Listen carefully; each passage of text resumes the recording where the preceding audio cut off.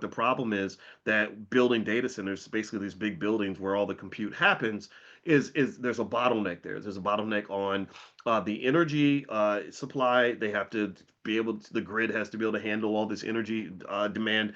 There's also a bottleneck in terms of just bricks and whatever else you need to build the data center, right? So on all the different supplies. So there's some companies that I made a list for as well that can allow you to invest in a way where you can benefit from this restricted supply and heavy demand. And so I'll put that together too. I'll call that maybe my data center list or something, because what you got to do is you got to look at not just where the money's being made, but also the back end of that, right? What does the supply chain look like? And so this supply chain is something that's really fascinating to me. I'm going to personally make massive investments in that area, and I'll share with you some of the things that come up. All right, so one thing I wanted to mention, I saw this article where Warren Buffett was talking about what's been going on with AI and the replacement of jobs. And so basically, you have Amazon that is replacing 600,000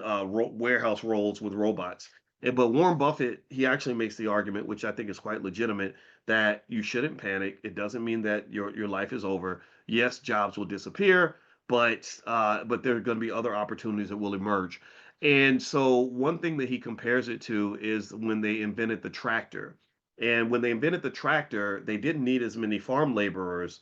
But what happened was that so jobs certainly disappeared, but then there were other jobs that were still related to the industry that were sort of built around the fact that the industry had become more efficient. So even as you have these efficiencies pop in, which they're not going to go away, and it's going to accelerate the economy, it's going to accelerate growth economically and otherwise.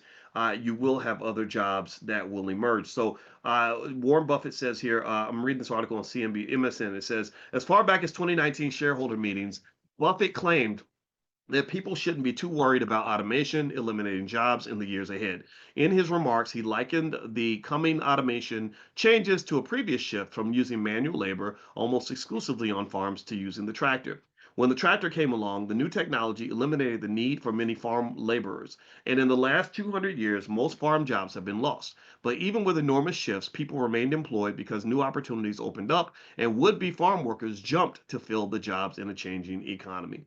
Quote, we find ways in this economy to employ more and more people, said Buffett. In a 2019 shareholder meeting on the subject of automation, he said, this economy works, it continues to work.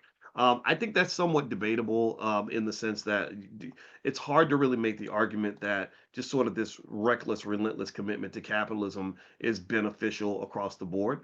It's certainly beneficial to those who are at the top of the food chain, people like yourselves, because most of you own stock. When you're a stockholder, you're pretty much the king of America to some extent because corporations kind of drive America, right? Really, we are, the United States of America, or we could call ourselves U.S. Inc. or America Incorporated or the USA Incorporated because the corporations and the shareholders kind of control everything. And that's one of the reasons why I encourage you to own stock is because it puts you at the top of the food chain. If you're not sure how to own stock, and I want everybody to own stock, we have the Stock Market Club and we meet every Tuesday and we guide you on every step of the way. And you can join with your whole family, right? So feel free to go to drboycestockmarket.com. That's drboycestockmarket.com. So not only should you buy stock, but you should buy it consistently. And that has been the number one wealth driver in America. I'm going to, just in case you're wondering, I'm going to repeat that 85,000 times. So if you're new, just get used to me saying that over and over again because it's true. All right.